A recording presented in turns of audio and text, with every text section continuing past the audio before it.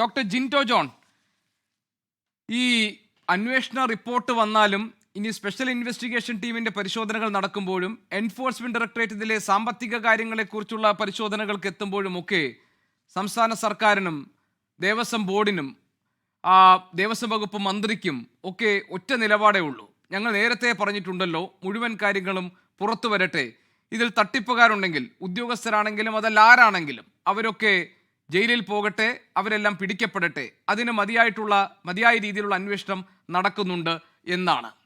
ഈ മറുപടി കൊണ്ട് കോൺഗ്രസ് തൃപ്തരാണോ?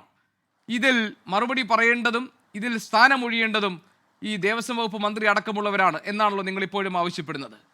എന്തുകൊണ്ടാണ് ഇതിൽ അന്വേഷണം പൂർത്തിയായിട്ട് സത്യങ്ങൾ പുറത്തു വരുന്നവരെ കാത്തിരിക്കാം എന്നൊരു നിലപാട് നിങ്ങൾക്ക് ഇല്ലാത്തത്? ഡോക്ടർ ജിൻഡോ, സംസ്ഥാന സർക്കാരിന്റെ ഈ ന്യായത്തെ എന്തുകൊണ്ടാണ് നിങ്ങൾ അംഗീകരിക്കാത്തത്? ഗോപി, ഇതിലുള്ളൊരു പ്രശ്നമേ ഈ ദേവസ്വം ബോർഡ് പ്രസിഡന്റിനും അല്ലെങ്കിൽ ദേവസ്വം വകുപ്പ് മന്ത്രിക്കും മറ്റു CPM-ന്റെ ഉന്നത നേതാക്കന്മാർക്കും സത്യം പുറത്തു വരട്ടെ എന്നുള്ള അന്വേഷണത്തിനുള്ള ആശംസയല്ല നമുക്ക് വേണ്ടത്. ഇവരുടെ ഉത്തരവാദിത്വത്തിലിരിക്കുന്ന ഒരു വകുപ്പിൽ നടന്ന ഈ കൊള്ളയടി ഇവർക്ക് അറിഞ്ഞിട്ടും 6 വർഷക്കാലം അത് മൂടി വെച്ചു എന്നുള്ളതാണ്. അതുകൊണ്ട് ഇവർക്ക് ആ സ്ഥാനത്തിരിക്കാൻ യോഗ്യതയില്ല. ഇവിടെ ഒരു പ്രശ്നം എന്താ? ആഗോള അയ്യപ്പ സംഗമം നടത്തുന്നത് സംസ്ഥാന സർക്കാരിൻ്റെ മേന്മയായിട്ടാണ് ഇവർ അവകാശപ്പെട്ടത്, അല്ലേ? ദേവസ്വം ബോർഡ് മന്ത്രിയുടെ നേതൃത്വത്തിലാണ് അതിൻ്റെ ബാക്കി എല്ലാ ചടങ്ങുകളും നടത്തിപ്പുകാരായിട്ട് നടന്നത്. മുഖ്യമന്ത്രി പിണറായി വിജയൻ വെള്ളാപ്പള്ളി നടേശൻ്റെ കൈ പിടിച്ചുകൊണ്ടാണ് വേദിയിലേക്ക് വന്നത്. യോഗി ആദിത്യനാഥിൻ്റെ പ്രശംസാപത്രം വായിച്ചത് വാസവൻ എന്ന ദേവസ്വം വകുപ്പ് മന്ത്രിയാണ്. അപ്പോൾ ശബരിമലയിലെ ആഗോള അയ്യപ്പ സംഗമം, ശബരിമലയുടെ അടിസ്ഥാന സൗകര്യ വികസനത്തിൽ എന്ന് പറഞ്ഞ് ഇവർ നടത്തിയ ആഗോള അയ്യപ്പ സംഗമം സംസ്ഥാന സർക്കാരിൻ്റെ നേട്ടമായിട്ട്, അവരുടെ മികവായിട്ട് ഇവർ പറയുകയും, ശബരിമലയിൽ ഇവർ ദേവസ്വം വകുപ്പും ദേവസ്വം ബോർഡിലും ഭരിക്കുമ്പോൾ അയ്യപ്പൻ്റെ സ്വർണം കട്ടെടുത്ത് കൊള്ളയടിച്ചു കൊണ്ടുപോയത് ഇവർക്ക് ഉത്തരവാദിത്തമില്ല, ഉദ്യോഗസ്ഥരുടെ മാത്രം ഉത്തരവാദിത്തമാണെന്ന് പറഞ്ഞാൽ അത് അംഗീകരിക്കാൻ പറ്റില്ല. ഈ സംസ്ഥാനത്ത് ഉദ്യോഗസ്ഥ ഭരണമാണ് എന്നിവർ സമ്മതിച്ചു തരണം.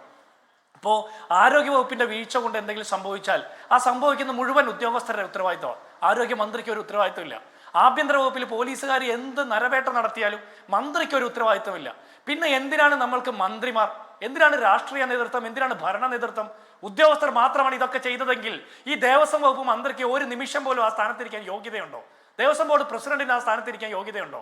2019 അവിടെ നിന്ന് സ്വർണ്ണപ്പാളികൾ അഴിച്ചുകൊണ്ടുപോയി കടത്തിക്കൊണ്ടുപോയി വിറ്റു എന്ന് ബോധ്യപ്പെട്ടിട്ട് പോലും 6 വർഷക്കാലം അത് മൂടിവെച്ച് വീണ്ടും 2025 ഇതേ ഉണ്ണികൃഷ്ണൻ പോറ്റിക്ക് അത് വീണ്ടും കൊണ്ടുപോകാനുള്ള സൗകര്യം ചെയ്തു കൊടുക്കുക. കോടതി കണ്ടില്ലെങ്കിൽ, അയ്യപ്പന്റെ CCTVയിൽ ഇത് പെട്ടില്ലെങ്കിൽ ഇവരിത് ഇനിയും തുടരുമായിരുന്നില്ലേ?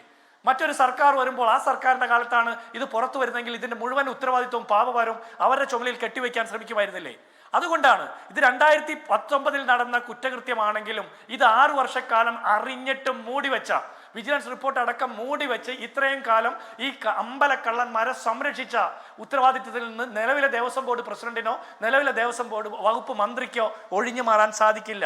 ഇനി ഈ സ്വർണ്ണക്കള്ളയിൽ ഇവർക്ക് ആർക്കും ഉത്തരവാദിത്തം ഇല്ലെങ്കിൽ എന്തുകൊണ്ടാണ് ഉണ്ണികൃഷ്ണൻ പോറ്റിക്കെതിരെ സംസ്ഥാന സർക്കാർ നേരിട്ട് കേസെടുത്ത് അന്വേഷണം നടത്താതിരുന്നത്? അന്വേഷിക്കേണ്ടതായിരുന്നില്ലേ? ഇത്രത്തോളം സ്വർണം മോഷ്ടിക്കപ്പെട്ടുവെന്നും ഇത്രത്തോളം ആക്ഷേപങ്ങൾ വന്നിട്ടും അത് ഹൈക്കോടതിയുടെ നിരീക്ഷണത്തിൽ, ഹൈക്കോടതിയുടെ നിർദ്ദേശപ്രകാരം SIT അന്വേഷണം പ്രഖ്യാപിക്കുമ്പോൾ ഹൈക്കോടതി കണ്ടെത്തുന്നത് വരെ ഇവരെവിടെയായിരുന്നു?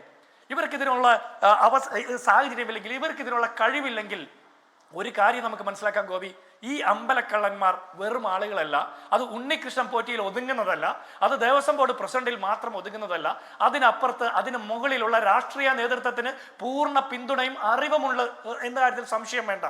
ഇവിടെ ദേവന്റെ സ്വത്തുക്കൾ സംരക്ഷിക്കാൻ പോലും, ദേവസ്വത്തിന്റെ സ്വത്തുക്കൾ സംരക്ഷിക്കാൻ പോലും കഴിയാത്ത ആളുകൾ എന്തിനാണ് ആ വകുപ്പ് ഭരിക്കുന്നത്, എന്തിനാണ് സ്ഥാനത്തിരിക്കുന്നത് എന്നുള്ള ചോദ്യം വരുമ്പോൾ അത് മറ്റു ചില ആളുകൾക്ക് സൗകര്യം ചെയ്തു കൊടുക്കുക.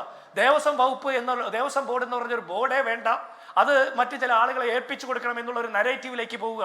അപ്പൊ ഈ കൊള്ളയടിക്കുകയും കട്ടെടുക്കുകയും ഒക്കെ ചെയ്യുന്ന ആളുകൾ ഒരറ്റത്തോടെ അത് ചെയ്യുകയും മറുവശത്തോടെ സംഘപരിവാറിന്റെ കുൽസിത ശ്രമങ്ങൾക്ക്, അവരുടെ പ്രചരണങ്ങൾക്കുള്ള അവസരം ഒരുക്കി കൊടുക്കുകയും കൂടി ചെയ്യാണ്. ഈ രണ്ട് ഭാഗത്തെ നമ്മൾ കാണണം. ഇപ്പോൾ പുറത്തുനിന്ന് വന്നത് കൊണ്ട് മാത്രം ഇവർ പറയുക അന്വേഷിച്ച് നടപടി എടുക്കട്ടെ എന്ന്. ഈ പുറത്തു വരാതിരുന്ന 6 വർഷക്കാലം ഇതിന്റെ ഉത്തരവാദികൾ ആരാണ്? ഇവരുടെ ഉത്തരവാദിത്വത്തിൽ ഇരുന്നപ്പോഴല്ലേ അവിടുന്ന് സ്വർണം മോഷ്ടിക്കപ്പെട്ടത്? ഇത് മോഷ്ടിക്കപ്പെട്ടു.